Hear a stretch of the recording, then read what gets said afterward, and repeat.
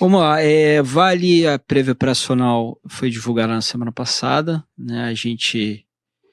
O resultado de Vale ele acaba sendo precificado em duas etapas, né? Então,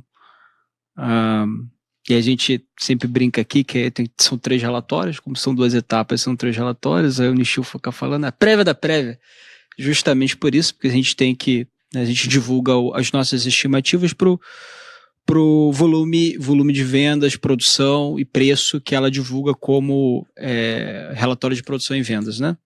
Que a gente chama de prévia operacional. E essa prévia operacional foi divulgada na semana passada. Então, o resultado financeiro divulgado dia 31, e aí vai várias empresas, né? Vale, Gerdau, CSN, Semin, tudo no mesmo dia. E aí, a única coisa que a gente não tem acesso, basicamente, que faz uma grande diferença, que a gente não tem acesso em relação à prévia, é o custo C1. Então, a base de custos a gente ainda não sabe, mas toda a parte de volume e preço a gente já comparou com as nossas estimativas em relação à prévia operacional. Foi um resultado, né, com um trimestre fortemente abalado por preço, tá? Então, do lado de preço, a curva da referência de 62% de ferro caiu $6 tri a tri. Isso dá mais ou menos uma queda de 7% em tri a tri. A Vale conseguiu recuar um pouquinho menos que a curva, o preço realizado. Então, o preço realizado caiu 6%, 1% a menos que a curva. Fechando em $85 e qualquer coisa, alguns centavos aí. É o preço realizado para finos de minério de ferro. Lembrando que, né, o sistema de precificação de uma mineradora é bastante complexo, então o pessoal pode ver até, mas a média da curva deu $90, né? Como é que o preço deu 85? Porque é mais complexo, né? Você tem que fazer desconto de umidade, você tem que fazer cálculo de mix de qualidade, nem sempre o mix é exatamente 62%. Uhum. Então, às vezes vem um pouquinho a mais, às vezes um pouquinho abaixo de 62%. A Vale tem, em relação à qualidade, a Vale tem migrado para um portfólio de qualidade média, tá? Então, a gente tem visto pouco apetite para o IOCJ, né, que é o minério de ferro fino puro de Carajás, de 65% de teor. A gente tem olhado para um mercado muito difícil para pagar prêmio de qualidade, né? As usinas na China estão com margens muito pressionadas, demanda doméstica por aço na China é mais fraca. Não vou dizer fraca comparada a outros países, né? Longe de ser, né?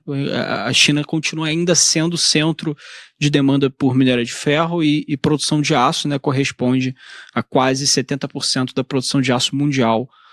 Ainda assim vai ser um país, mesmo com um crescimento um pouco mais devagar do que já foi, vai ser um país que vai demandar muito minério de ferro e vai consumir muito aço, mas o mercado não gosta de histórias que não crescem, né? Então, a história da China... animada aí recentemente com essa história da barragem. Da hidrelétrica, isso aí, putz, mas, cara, assim, em termos de representatividade para demanda por aço, não faz o menor sentido, né? O mercado... Uma gota no oceano. Exatamente, a gente escreveu esse exatamente, o nosso título do relatório foi esse, né, da prévia de Vale, foi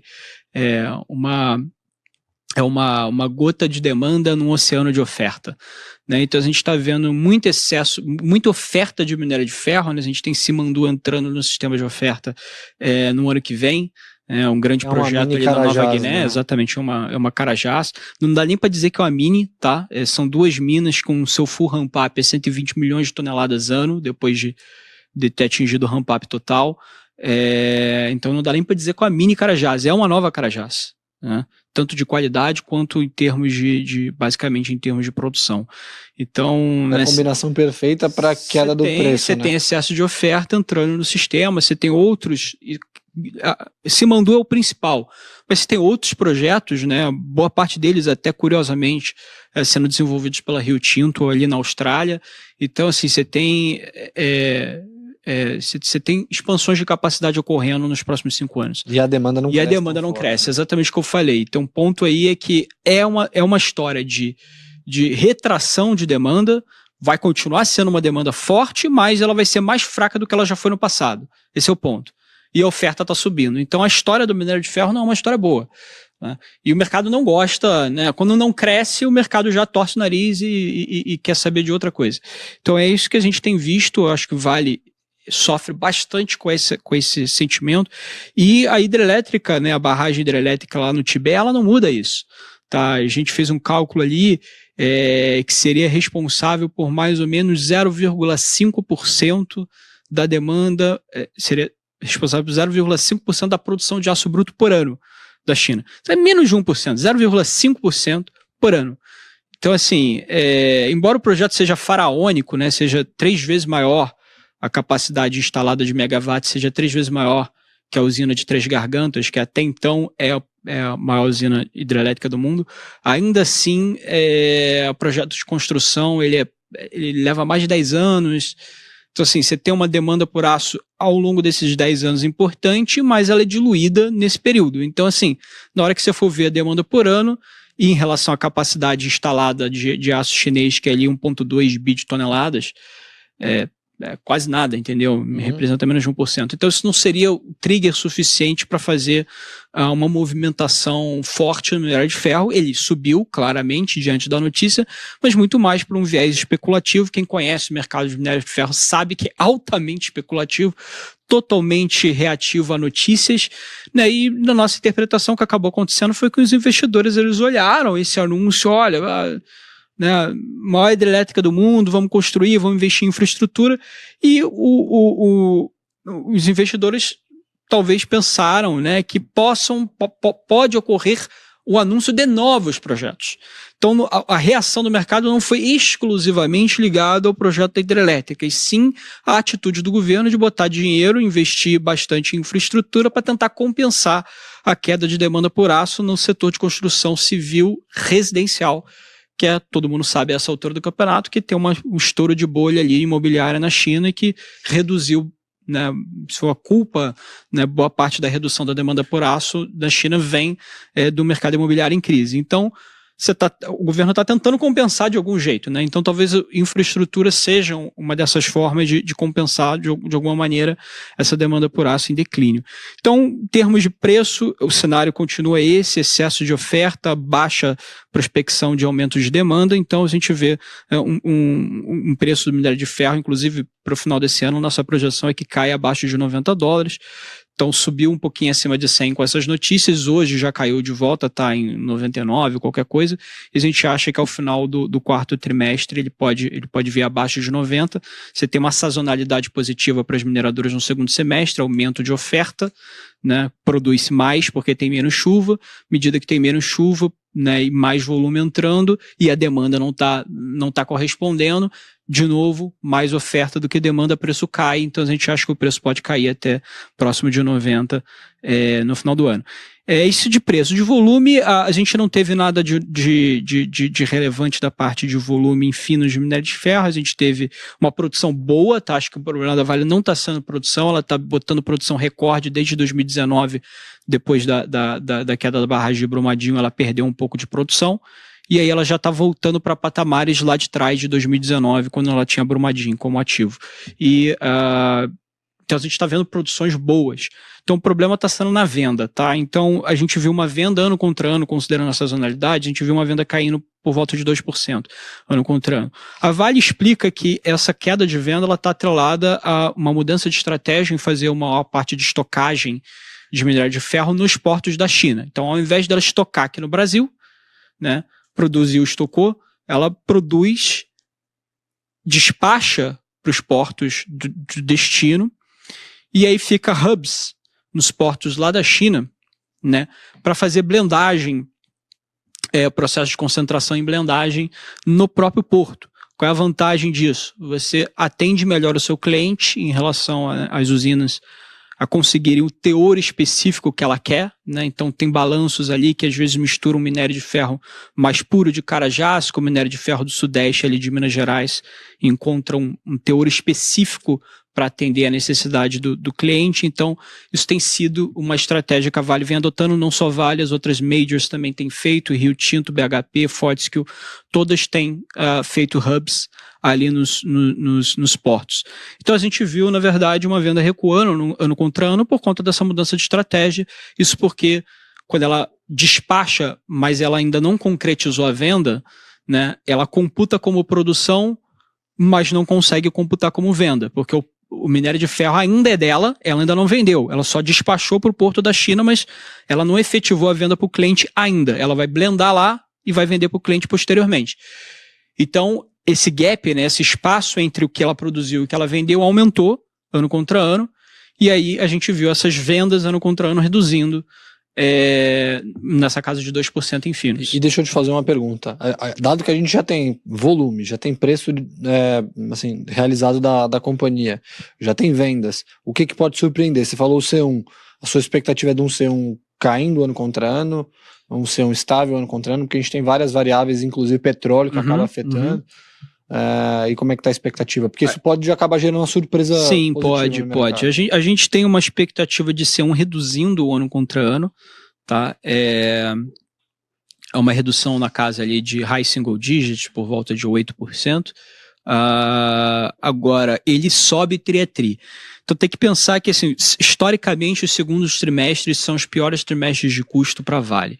Né? Tem um lag, até por conta desse espaço de tempo de estoque em trânsito. Né?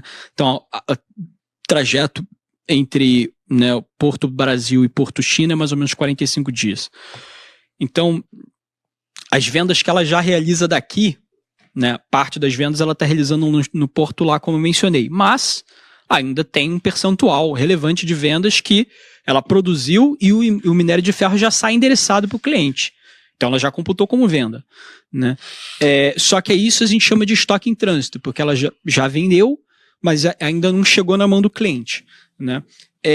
Então tem um lag, né, de mais ou menos 45 dias. Então parte das vendas que ela efetivou no trimestre passado, no 1T, ela só concretiza no 2T.